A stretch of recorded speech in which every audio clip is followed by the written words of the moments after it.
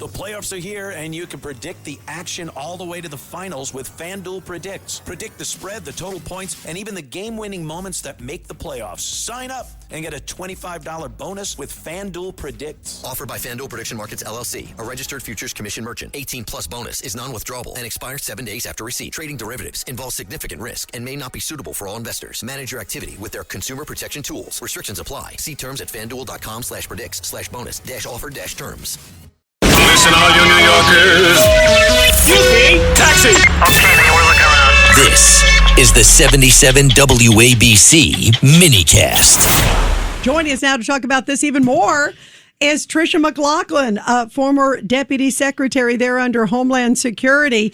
And, you know, Tricia, before we get to New Jersey, we were just talking, why are they not going after members of Congress or others who are interfering with federal law? I mean, it's really interesting. On sanctuary cities, we got these people out there, even at the New Jersey Center, protesting outside, including LaMonica MacGyver, who got charged with assaulting an officer last year. Yeah, the same facility, Delaney Hall, and just about a year ago. And I think we all need to pray that this doesn't get any more physical or escalate any further. But I mean, we're seeing it, these political stunts from these very desperate politicians, and it's our ICE agents, it's the detainees themselves, and it's the staff who their security is what's paying their security and safety is what's paying the price. But you know, Rita, what we're not hearing from anybody on the left, which is a complete disservice to these migrants, is the fact that no detainee needs to be in that facility at all, because they could take $2,600 and a free flight home and self-deport. And yet we're not hearing that at all. Instead, we're hearing these fake stunts about food strikes and that there's abuse going on in the facility, which has been completely debunked by Secretary Mullen and by the Department of Homeland Security. Yeah, and the big issue, by the way, to remind everybody, and John, you and I were talking about this yesterday, Secretary Mullen was asked about it. He said they're upset because they're not getting the certain kind of ethnic food. They're getting the ethnic food. It's not like they're violating religious rights. It's just not exactly. Some of them wanted a little different. Maybe they wanted truffle salt on it or lobster or something. More salt or right? more... Yeah, more salt, more escargot or Did something. Did somebody tell them this is not the Waldorf Astoria? Yeah, I think they missed that, right? And so, I mean, come on, when you sit there and you hear it, you go, this is, they have 24-hour nutritionists. They have dental care.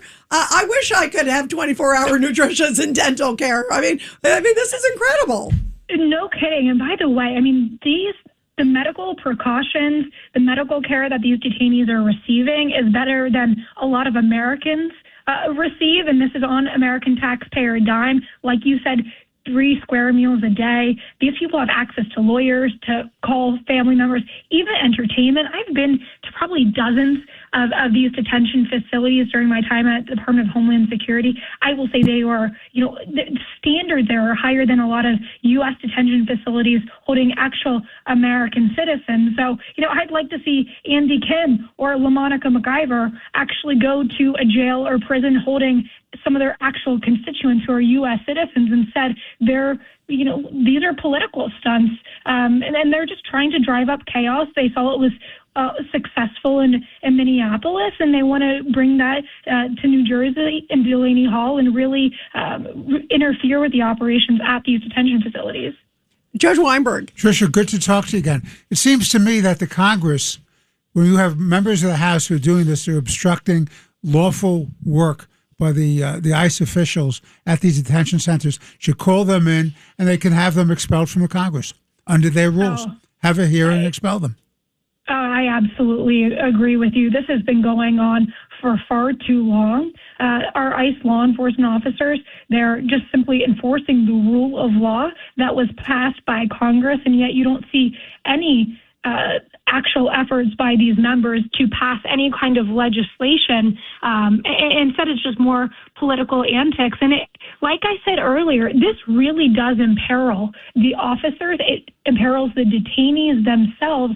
And it's a problem across the board for the supply chain of these migrants as far as getting food into those facilities, getting resources that these people do need. And so they're causing danger. And they'll do it on the backs of law enforcement. So at the end of the day, who decides this sanctuary city stuff? Ultimately, it's going to have to be a judicial determination that there is no such thing under the Supremacy Clause of the United States Constitution as a sanctuary city. That's what the federal courts have to do. That Supreme Court eventually. Yeah, ultimately, yes. It has to go through the U.S. District Court, the Circuit Court, then the United States Supreme Court. But once and for all, they should declare that this nullification doctrine ended with the Civil War in the United States. If there's people in New Jersey abusing federal agents, shouldn't the federal agents arrest those people? Of course. Of course. And in fact, you know what's so scary, Tricia? I was thinking exactly what John was saying, that they were swearing. I mean, I just watched video before I came on the show of these, I think Antifa or some other folks screaming at these agents, trying to rip their masks off, saying, we want to kill you and your families. This is not protected First Amendment. Right. This is not peaceful. This is insurrection.